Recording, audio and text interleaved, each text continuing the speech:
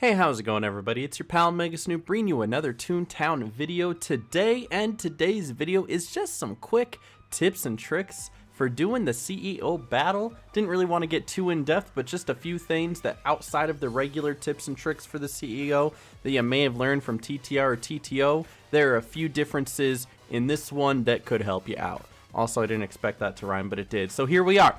Anyway, let's jump into it real quick. So the first thing you gotta know is that there are 3 different tiers. I know TTR also has the different tiers, but depending on the different tiers in Corporate Clash, you are going to get different strategies that you're gonna wanna use. So first and foremost, the first battle, if you're just looking at it, it's a pretty basic battle. For the most part, you're probably not going to use sound here unless there's a soundable moment where you can take them all out with just awoogas, maybe some trunks. But if you're thinking of using your fogs or your operas, you're probably going to save those for the second round, and we'll get to that. But the first round, it's mostly going to be lures and throws and traps and drops and whatever else that you can think of. You save the sound, but you use the regular strategies. I love that about Corporate Clash. It's not just sound and win. You actually got to think through the process. You actually got to work together, use a multitude of different gags to try to get to that end goal. The feeding round is basically the same, so if you do a tier 1, you better be getting all the cogs out, so there isn't any cogs to fight for the second round. But for the tier 2 and tier 3, just try to take out as many as you can.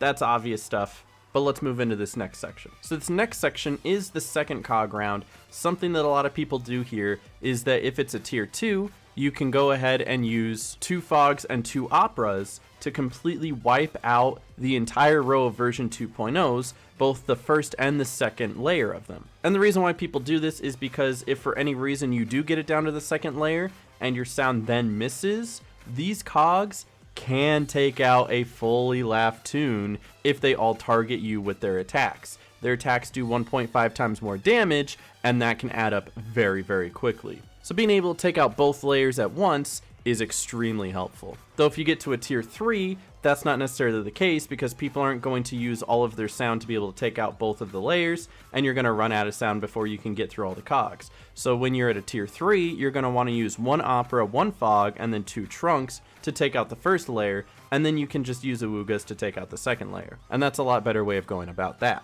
Though you are risking, as I mentioned before, those cogs being able to deal massive damage, it's still a better way to go. Even once they go down to that skelecog, having 1 person lure while 3 sound is also a great way to go there. But moving on to the final round, let me emphasize how important it is to have golfers. In TTR, it's helpful, it is, but in TTCC, it is godly.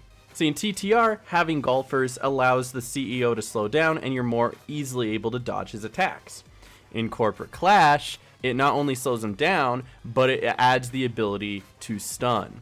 And being able to slow him down towards the end is so critical because of how much faster he moves in TTCC, how much more deadly he can be. So if you can slow him down to a little pissant, you're going to be doing great. Not only that, if you get him to his slowest ability, his stun chances go up and you can basically stun lock. It is the nicest thing. He gets to about half health, and then the stuns just go one after another after another after another until he's dead. And this is beautiful for things like one laugh Ubers who might have trouble surviving because of how quick he is and how fast he can attack. If he can't attack at all because he's being stun locked, then you know you're going to have a good time. So I urge you at the beginning of the final round, please have 4 people golfing. I know people like doing seltzers. Seltzers are more fun. You look like you're contributing more if you're doing seltzers. But if you get 4 people golfing, you get them down to the really, really slow bit, and then have 2 people hop off golf to go help on seltzers. You're going to be able to stun lock them, deal massive damage. You're going to think this is the easiest boss. Because honestly, once you get to that point,